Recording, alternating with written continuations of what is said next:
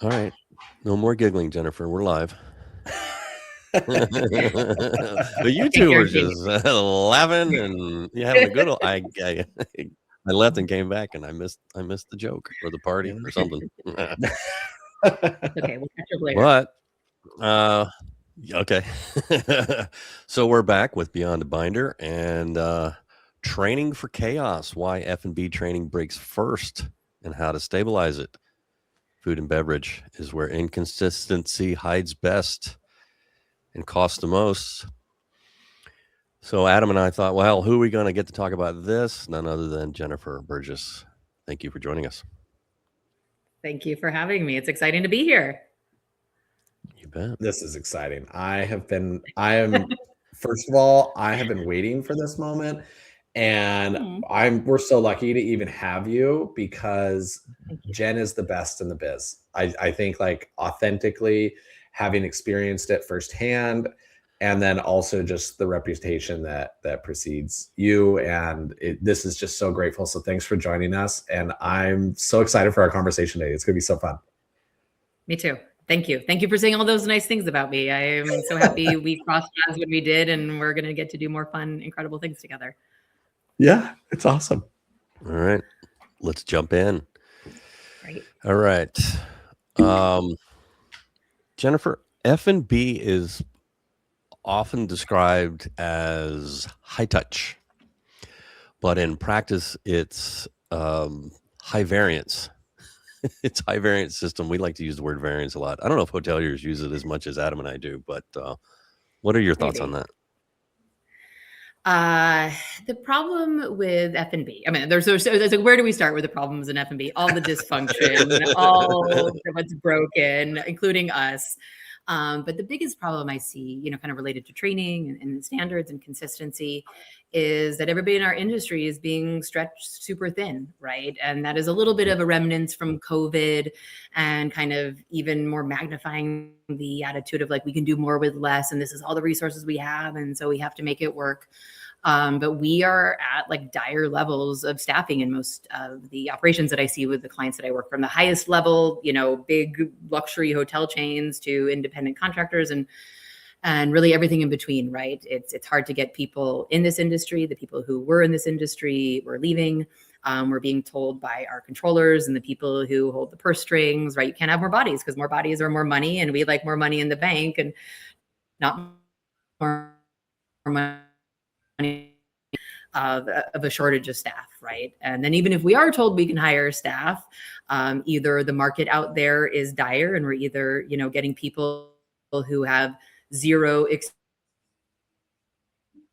experience and so the ways because they've been doing it for 30 years, right? Or the last scenario is that we have people on the team and they're hired and we get them on board and then they just either stop showing up or they call out sick or they come in late. And so we're just kind of always scrambling for resources, right? And the moment you have a manager that's running a front door or expediting or running food, like at every moment they're not with the guests and every moment they're not watching and observing and training and coaching and counseling during the services themselves. And so everybody is just stretched super thin and it's just a game of whack-a-mole to keep the operations going.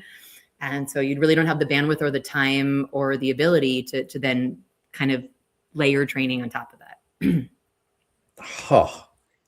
I was saying this earlier, like, amen, because when we look, and I'll jump in if I can, is when we look at this operation, we often use this word, Jason and I will use this word of this operational variance, which is like, we know the expectation. And I think most good F&B operations know the expectation. There's still some that are just, flying by the seat of their pants, like show up, here's the food, enjoy. But for most of the part, it's actually very well defined on what does success look like, sound like, feel like, what should we be doing, how should it be executed? And then the circus, right? And unfortunately, there's this phrase that I love that I learned early in hospitality. And it's just like, hey, not my monkey, not my circus. Unfortunately, my circus, like, this is my circus when you're the leader, right? I'm just like, oh my gosh, like the elephants are in and, the camels, we're all here spinning plates. And it's when things fall apart between this is the expectation and then this is the reality of what we experience through that operation and what our guest ends up walking out with that experience. And there's a lot that contributes to that variance. And I think the biggest thing that you just articulated so well is the nature that is like nature or nurture, I don't know, of our business, of just especially in F&B, where it's just like, look, we're more understaffed now than we've ever been as an industry. I think that that's a fair statement, right? I think that we're also conditioned now post-COVID to be working with less and doing more, right? I mean, it was like we proved, unfortunately, sadly, like we proved that we could operate with this, smaller staff model. And it's like, cool, you did it. Congratulations. Now I'm not actually going to give you the budget to give you what you actually need. Congratulations. Your suffering has paid off for more suffering. Made it work. Yeah, you made it work. So can you just do that every day? And it's just like, oh no, I can't, but okay. And so, that's just widening that variance gap and that execution gap so much more. And so it means that if we want to deliver what we've expected, it means our systems have to become so much tighter or so much more robust, so much better. Otherwise, we will fall victim to the gap and we'll fall into it. And there's a lot of money lost in that gap. Or you just need systems, period, right? So many people are flying by the seat of their pants. I mean, I have clients, the highest level, world-renowned chefs that, don't have training manuals, that don't have documented recipes. You're like, if we don't have systems, how are we even supposed to train to them, right? But it's always the last priority because the priority is always guests and operations, right? And so we kill ourselves keeping those afloat and everything else just becomes either forgotten about or swept under the rug until there is like a training issue or a guest complaint. And then we got to address this, but it's, it's just a matter of bandwidth, right? Quantity and quality. 100%. Absolutely. Oh, yeah. Yes. We call it the managerial heroics. Yeah. Guilty. But because we're all masochists, we jump in, right? It is against my nature to let things fail. It's against my nature to, we're all people pleasers. And so we're like, well, I can make that happen. Of course I can run the front door and then turn around and expedite and then do this. And like, we become conditioned. That's one of the reasons I think hospitality and the people who provide it are broken, right? Is because we're like, no, I can make this work. And then we make it work. And then we get punished for making it work by not ever getting more resources. Exactly what you said, Adam.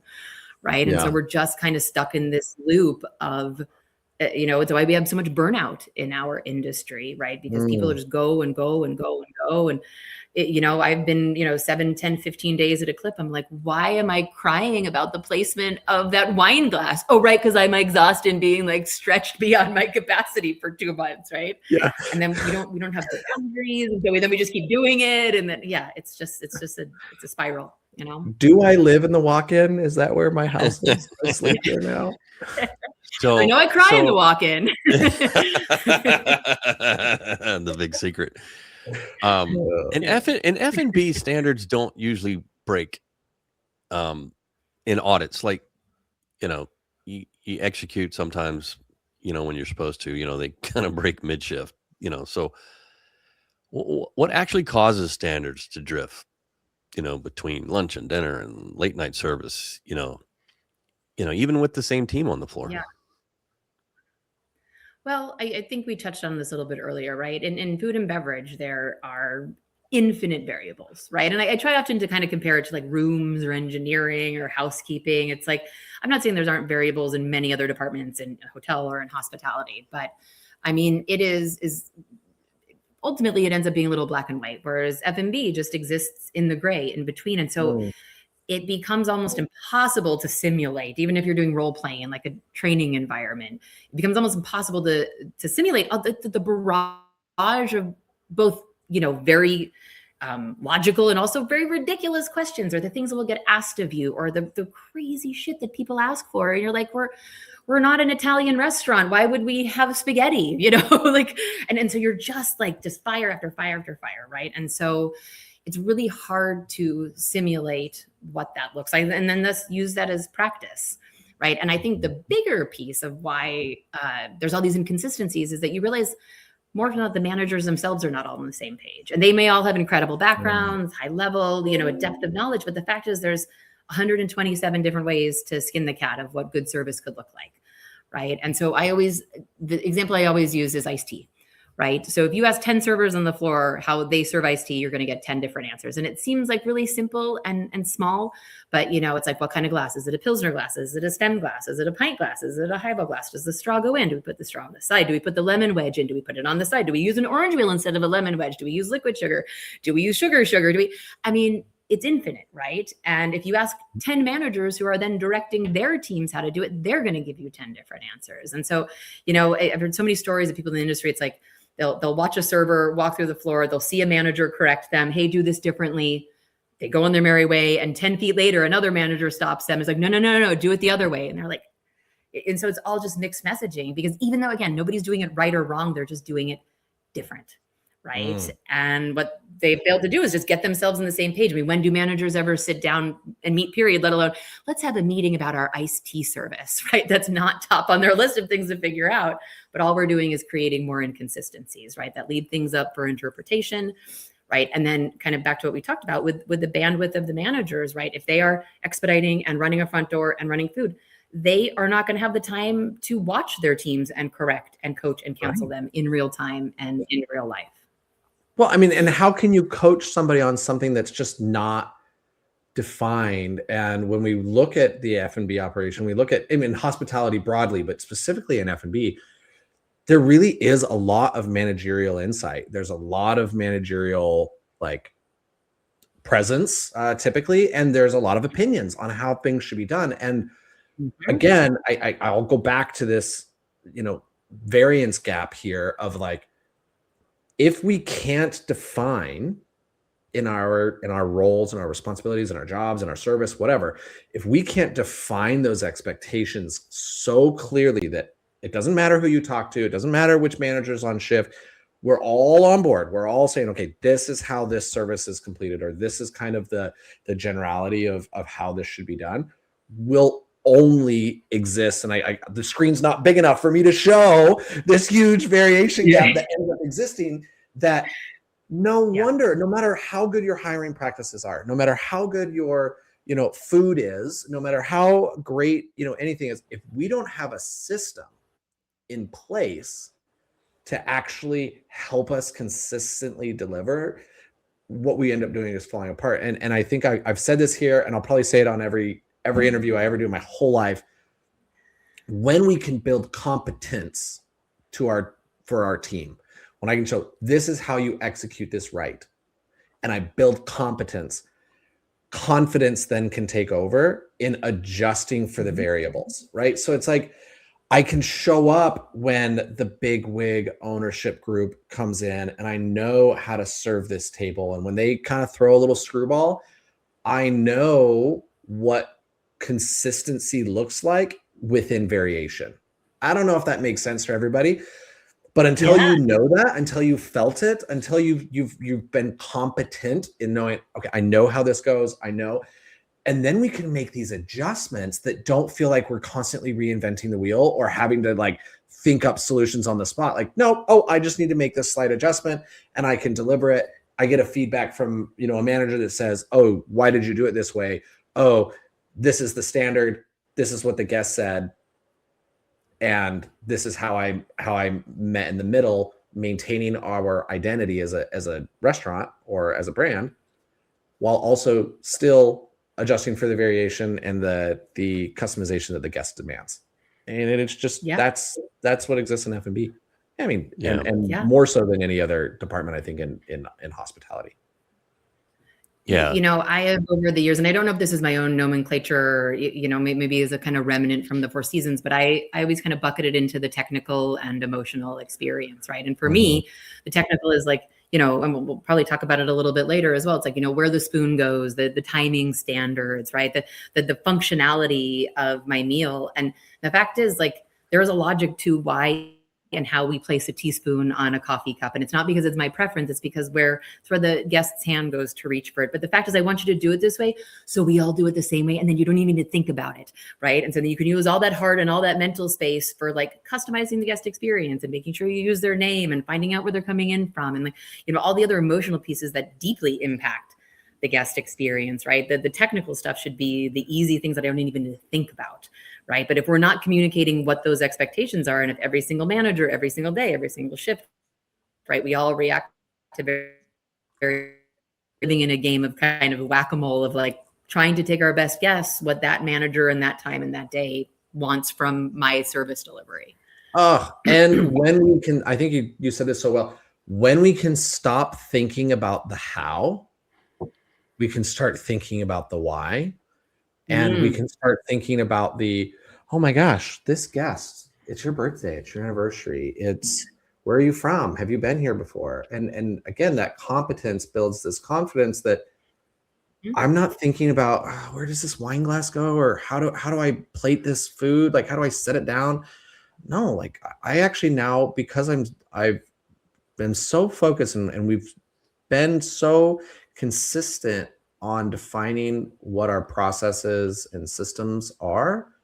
Now I get to do the fun stuff, which is focus on the guest. And I can be present, and I can notice things that if you are thinking about where do I put the spoon, you're not seeing the little minute things that are going to like make that guest feel, oh my gosh. I mean, I'm going to say it, right? Like, you will never do unreasonable hospitality if you are focused on where does the spoon go, ever. Like, it will never get there. So how do we really truly pull ourselves out of there? And unfortunately it is, okay, step one, define excellence, greatness, and then train for chaos. Train for variance. Yeah. So the training, so we optimize. Because we know that's going to happen anyway. Yeah. Like, okay, here we go. So we optimize for a knowledge transfer, it seems, but not so much behavior, reliability, if you will. So like, where is the most common place you see training maybe succeed on paper but fail in live service? I want to go to this one first. You know, I think some of those techniques. Oh, never mind. Yeah, please, I got it. I'm sorry. Let me steal this because first. You can tell me where I'm wrong. I think what we do on paper really well is we say you're good, and we say good. Like, I went over where we keep the linen, or I went over where the side station is, and oftentimes we're good at on paper. Yes, Jen is fully trained. She knows how to clock in, and she knows where the garbage is and the walk-in and where to get more lemons. Like, great. She knows those things. But where I think it falls apart is there's a check, but there's not really comprehension, or there's not assimilation to that. Right. And every time we hire someone, every time we bring someone into the organization, they're bringing with them all the training, all the experience of all of their other past roles. And sometimes it's helping them leave some of those things at the door. Sometimes it's helping bring those skills and assimilate them into our establishment. But until we can define who we are, we can't help them bring all of those things or leave those things behind. And so we show them we're very good at, again, saying, okay, check. I've shown you this, but we haven't really shown them how to adopt it, how to integrate it culturally. And then how do we handle this when everything's not perfect? Great. You know where this should be. It's never going to be there. Like, it's never going to be there. So where does it live when it's not there, which is where it's going to always live, kind of thing. I don't know. What are your thoughts, Jen? Like, where did I miss? I think there's a gap between, a lot of people think, and maybe even I as a younger leader thought this, like, if I say it and I could check it off my list that I said it out loud, or I emailed it, or I texted, or I offered them this information, that means they've learned it. Mm-hmm. And there could not be a greater divide. And so one of the statistics, I don't know if we've ever shared this in conversation, one of the kind of, the talking points I always refer to in my training with both the line level teams and the managers, right? There's this common statistic that it takes 21 days to form a habit. And so I actually did a little research into this because I wanted to speak on it at a conference I was speaking about. And 21 days, there's not any science behind it. It was like a behavioral psychologist happened to notice what it took about this long. But if you look up the actual numbers, it takes anywhere between 18 and 254 days to break or to form a habit or behavior, right? And so there's this approach that I'm going to come in, I'm going to say it once, maybe I'll say it twice, I'll double check their side work, and like my work is done. Like, no, you'll hear me talk later about constant gentle pressure, right? It's this idea that you need to walk in every single day and tell your teams, this is what I expect from you. And then you need to check it. And then you need to correct and coach and counsel and kind of be, hey, you're not okay. Oh, you did it great. Hey, great job today. Right. And then when they're doing it right, but I'll say, you know what, listen, you did great yesterday, but now I don't know what happened. You're what? So let's, what am I missing? How can we help you get to where you need to go? But like, I wish it was once or twice and like my job is done. I've told you. It's just not the case, right? And so you need to, build in this repetition into your culture, into your feedback culture, into your everyday role as a manager, right? You need to say things ad nauseum, right? Until you're like, I cannot believe I've had to tell you 253 times, like this is where the salt and pepper shaker goes, right? But that's the reality of it. Oh, I had an amazing mentor when I first got into hospitality. His name was Mark Hellrung. He has since passed, but was the general manager. Yes, I know him. Yeah. You know Mark. Yeah. So 4 seasons in Las Vegas. Amazing man. And he told me something one time, and I've never forgotten it. And I haven't really articulated this to many other people, but he often said, it's great to train. It's awesome. Like, we're going to get there and we're going to teach people and they're going to learn things. He said, but really what will show is when they've been doing it for a year, are we still doing it the right way? And it was just like, yeah, like, are we really setting ourselves up for consistency, or are we setting ourselves up for like, okay, cool, like I trained you the right way, but now we're allowing ourselves to fall off, like that, that constant gentle pressure falls away. And again, until we have leadership that is pushing and is aware of what the expectation is, and then they're driving that expectation, it really is, can I do this sustainably for years? Like, in a year, can I come back to you and be like, are you still doing it this way? If we're not doing it this way in a year, why are we training to it? We should be training to what's sustainable. I think that's in particularly why, younger managers have such an issue with this training, with this impartation of knowledge, right?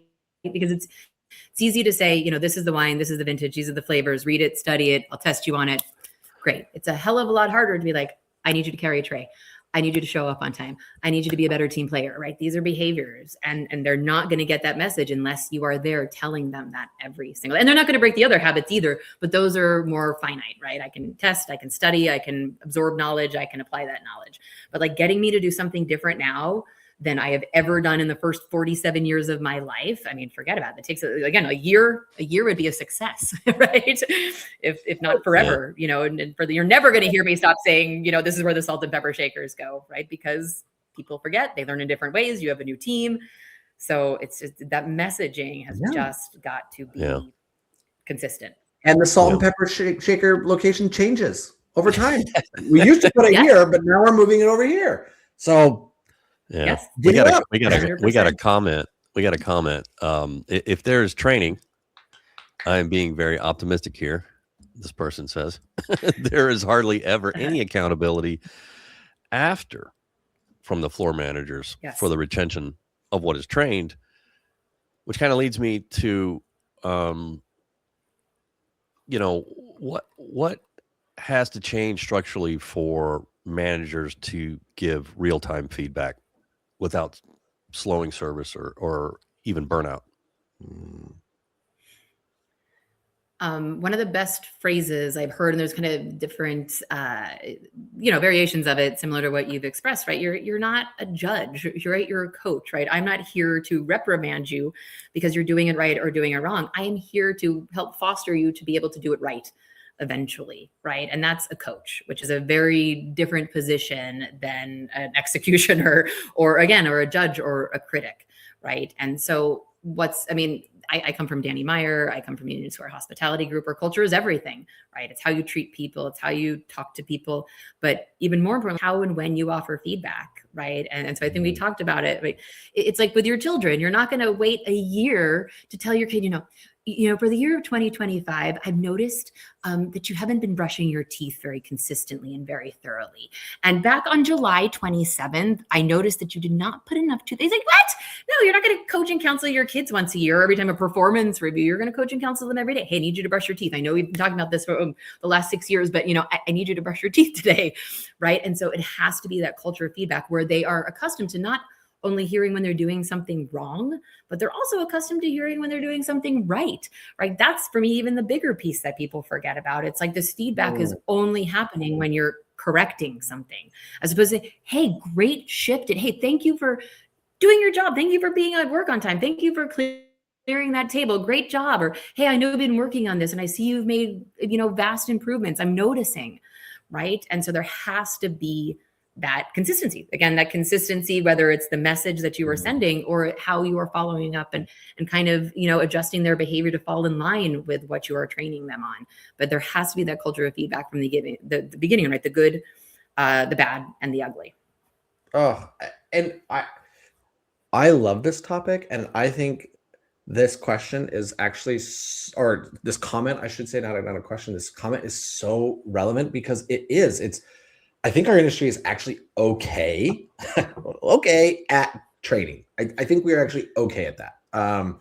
In terms of onboarding, and sometimes it's the wrong training of like, just follow Sally and do everything she does. But it is, or, we get thrown into the fire. But really where it falls apart is after they're onboarded or after they come in, we say, man, we're just not holding them accountable, and the floor managers just really aren't there. And it's saying we have to, as an industry, get better at the constant feedback. Danny Meyer, constant, gentle pressure, like constantly there. I mean, and the key isn't like occasionally here and there, with predictability. No, constantly giving feedback, both positive and constructive, making sure that the team hears us say, yippee, you did this right. And hey, we need to get a little bit better here. And I also want to spend a second to just debunk the myth that our younger generation doesn't want this feedback. That we actually learned that Gen Z, Alpha Gen, are actually the exact opposite, that they want feedback, but it does require that we also provide the feedback of, hey, you're doing this right. Gen X and baby boomers, we've been conditioned as leaders of like, hey, if it's, no news is good news, don't tell me something if I'm doing it wrong, right? It's just that our feedback model in the generational shift in the workplace has shifted from, okay, I need to let you know when things need to be corrected, to I need to let you know everything. I need to let you know great. I need to let you know bad. I need to let you know all of this. And it's the positive reinforcement that actually enables us to repeat those behaviors, own those behaviors, and then start to work on other ones. And so I think, you just nailed it here of saying, we also have to step in and say, this is being done right. Get everybody doing it right. Make that a consistent practice, and then move on to the next behavior. Right. And then the next behavior, and not look at it as, necessarily trying to eat the whole course at once, but truly one bite at a time, and chewing really, really well. Otherwise you'll choke. So chew really, really well, get this in and include that positive feedback, include that engagement. But like this comment said, it's got to be the managers. The managers are the culture drivers. So how do you do this with such high turnover in hospitality? What's your experience been with what actually shortens time to competence in the F&B role when there's constant churn? Well, I think rule number one that might be the hardest to follow is don't hire out of desperation and don't train out of desperation, right? There's so many times you walk into an operation and the kind of, they're just scrambling to, again, fill these holes and these voids with bodies. And they're like, okay, you have 2 hands and a pulse. Great. So you can clear a table. And the logic says that that's right. But in reality, it's not, right? Incompetence, it's horrible for morale. It's horrible for your top performers who are like, wait, I'm getting the same cut and the same schedule and the same benefits as this guy. And like, he's not up to speed. He's dragging me down. It's negatively affecting our teamwork, right? And so you can't just hire to fill a role. And then you can't train out of desperation either, right? There needs to be some sort of plan, right? And so obviously a training plan of what you learn on day 1 and 2 and 5 and 10 and 15 and month 3 and month 6, but also just an acute training plan of, okay, you're hired. I want you to start. I want you to start tomorrow. And then you start tomorrow and you're like, oh, but Sarah's our trainer and she's off today. So, why don't you just travel with Joe? I mean, he's new, so he doesn't know everything yet, but maybe a good perspective to have like a new guy. And like, and so it's just like training by the game of telephone, because we're like, well, you're here. And then nobody really learns the role to high levels of excellence or proficiency. And there's no documentation. There's no manager involved in that process. And right. And they don't have the core skills and competency to, especially when we're talking luxury hospitality, right? Because those expectations and standards are through the roof. And so we're just in this like perpetual cycle of hiring the wrong people and then setting them up to fail. And then they leave and then back to square one. Okay, I just need a body. I just need somebody to run food. And then we never, really level up from there, right? Because we're just surviving. This is a shameless plug on my part. There is no one better to articulate this, because I cannot, Jen, I would say that there is no one that has met you and no one that has worked with you that can't say that your insight on being able to turn the chaos into like structure and like scalability, and take this just from a very human level, right? Of just like, this is a mess. Like, this is a legitimate circus into, hey, you've got this. Like, you can do this. Your team and your systems are going to go on really well. No one does that better than you. And I think you've built a career and a reputation that defines that. Thank you. I appreciate you saying that. But it's true, right? That's what's great about reputations, is they're very well earned. And so when we look at this and we look at, what do we do? It really comes back to, do you have the system in place? We're not just hiring out of desperation, but we've got the system so that when we hire the right person, we bring them into the team. And I know, okay, you actually are going to start on Tuesday because our trainer's off on Monday. So you're going to start on Tuesday with the trainer. Yes. And guess what? That trainer actually has all the information that they need to. That trainer has all the standards. They have everything. They've been passed off, that they know, how to properly train us. But then we're constantly reinforcing that, right? It's constantly being done. And until organizations build a system that allow them to replicate that, hire in and hire out. I mean, we're talking an industry with an 80% turnover year over year. That's what our industry is dealing with right now. 80% is the number right now. I heard that statistic. 80%. It was not surprising. Wild, right? That was our 2025 number for hospitality. And you're going to tell me you're going to do that off of follow Sally around, or John, or whoever it may be? No way. You're going to fail. And so it comes back to, how do we create a system? How do we make sure that we train for reality, and that we're not just, looking at this from a textbook standpoint, because really when it comes down to it, it's people needing to understand hospitality service and how it works. So we've got to build the systems in place that allow us to train and, as our comment said, follow up and maintain consistency over time. Definitely. Yeah. Well, it so much of this comes back to the linchpin of management, right? And also, a reminder that managers need training too. Not all of them. Typically you're promoted to manager because maybe you're a great host, or maybe you were a great line cook, or, you know, it's like you show this technical proficiency. And so we want to promote you and give you more, right? And that's how you make more money in this industry. And then we make you a manager and we put your last name on your name tag. And we're like, great, you know everything now.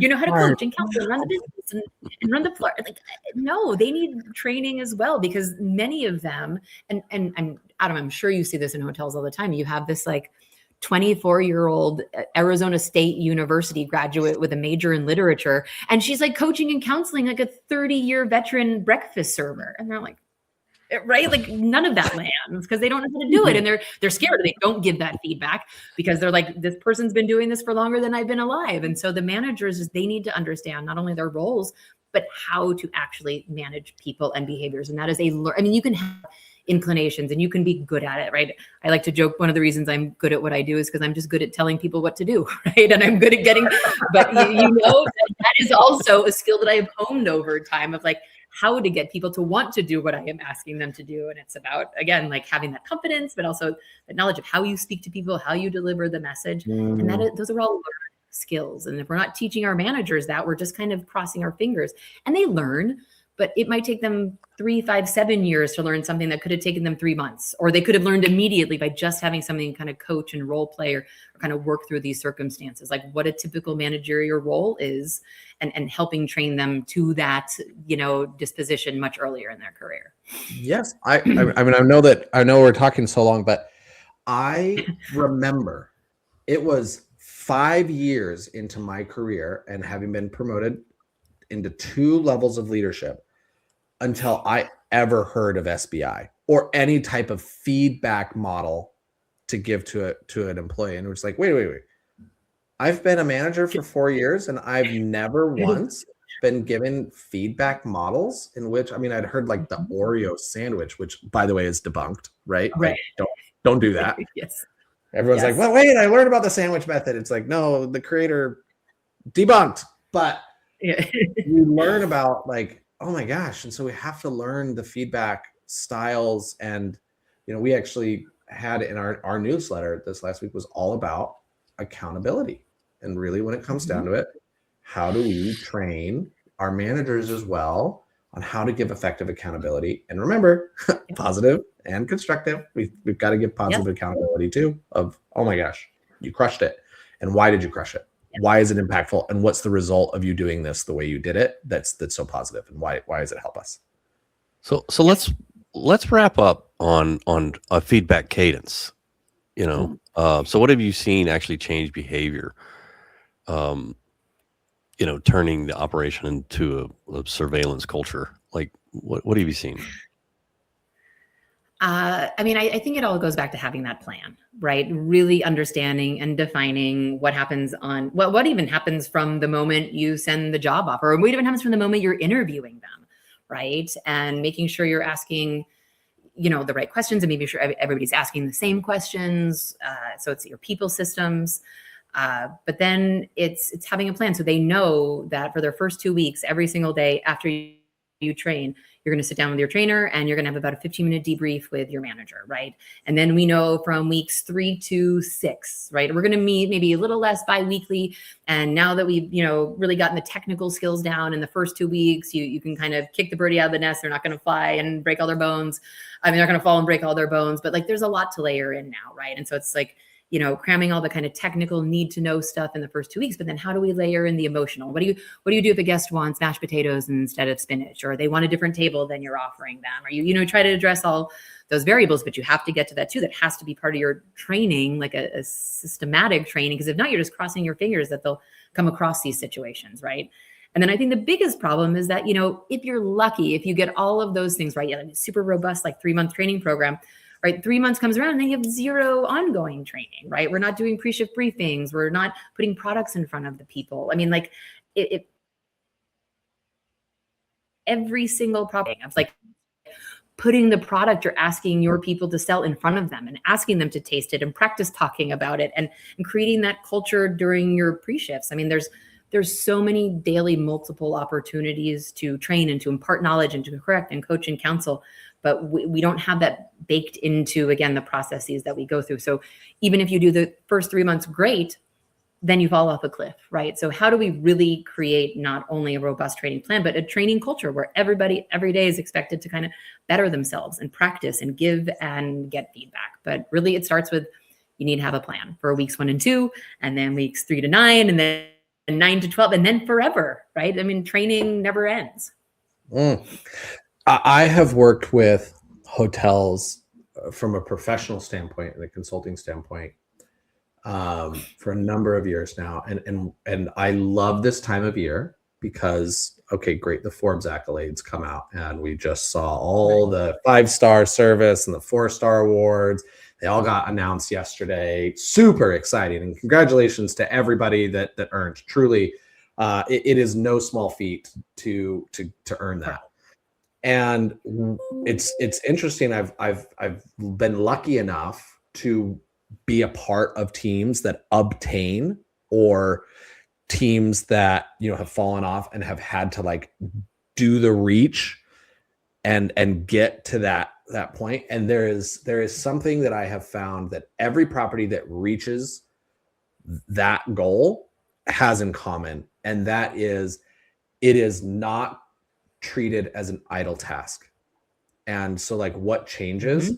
It's everything that you just said, specifically focusing back into the day in and day out of, we define excellence, we train for what that looks like, and every day we have something in useful in stand-up. And ideally you get some type of data, and ideally you're working off of something that's actually giving you real insights, and you're not just like, today we should talk about bread plating.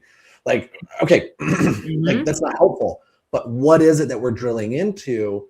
And then we're giving feedback on the thing that we trained, right? And we're going through this, and we have a plan, and we have insight, and we are constantly moving through that. And our managers are knowing what to look for, and we're giving the same message. And so whether you're chasing stars or diamonds or anything, ultimately we're chasing a reputation. Whether it's a quick service or, you know, luxury service, we're chasing our reputation to be something of quality. People come back for good stuff, right? And we have to define that. We have to, you know, help our teams understand what their responsibilities are. We have to train to it. But we also then need to like understand what the data says. Like, where do we need to go? How do we need to get better? All of those. And then we actually have to develop our team members in a way that is meaningful to them, to help them actually get it. And again, this all goes back to, we create the system to improve, and we create a ladder that people can actually climb. Otherwise, you're just saying, hey, get to the top of this cliff. Good luck. Hope you brought your rock climbing gear, because you got to find your own route. No, here's the ladder. Here's the rungs. Walk up it. And I'm going to tell you, and I'm probably preaching this way too loud to you, but you probably can't do that yourself. You're too close to the operation. No. You probably need somebody to look at it from an outside perspective. You need to put this together. You needed to run it by somebody else. But, you know, if you are the one that is in that chaos, you can't see it, because you're too in depth. You know, it's probably too far deep. So I don't know. It's a thing, but it's doable. It's doable. I say all the time, you know, it's like the managers I work with, they don't have the ability to get off the hamster, to take the time to get off the hamster wheel, to then would implement the systems that would get them on the hamster wheel less to begin with, right? It's just, you know, right? I don't have time to redo the side work, but I'm so busy because we don't have the right side work in place, right? You're like, okay, well, something's going to break, and that's what happens. It breaks, right? Yep. And then you end up spinning your wheels just trying to like figure out why the side work isn't working, or get people to do their side work, or, you know, and it's just like we create these own issues for ourselves with this just inability to step back and see the bigger picture of all the bigger pieces that are broken. Love it. Oh, amen. Well, hallelujah. Adam said you wouldn't disappoint, Jennifer, and you did not disappoint. Thank you. Jeez. Thank you. So great. Oh, so closing us out, Jennifer. Blab about all the issues in F&B forever. I kind of feel like infinite, so. I feel like part 2 is on the horizon for us. Must be. But so tell us. Amazing. tell us where we can find you. Where can we get in contact with you? What are you doing these days? Where are you at? I am at plusonehospitality.com. That is my website. Probably going to get a tune up in the coming months, but it is up and running and functioning and has ways that you can email me from there. My email address is jburgess@plusonehospitality.com. So that is another great way to reach me. I'm obviously going to be hopefully pairing with Yippee. So that's another exciting partnership we have coming up. And then a few surprise updates that I will be sharing in the next couple of weeks, but really exciting things happening on my side too with a couple other partnerships. So you will hear more from me about all of those things in the near future. Yeah, where will we hear those? Are you on LinkedIn much, or how are we going to hear these announcements? I am on LinkedIn. Probably the best way to reach me. I'm trying to kind of sync up all my social medias slowly but surely. So hopefully a lot of people heard about this through Instagram as well. So I'll kind of paralleling some posts there, but LinkedIn is always the best way to reach me for sure. Yeah. Perfect. Jen, thank you so much for joining. For everyone that's listening that will hear this, there is no one better. And it's just so great to have you and your insight, your experience join us today. This was truly fun for me, and truly it's so great that we can have such authentic and real conversation that hopefully, is important and matters to the people that were listening. So thanks for joining. All right. Thanks, guys. Thank you for having me. It's been a pleasure. We'll talk soon. Talk soon.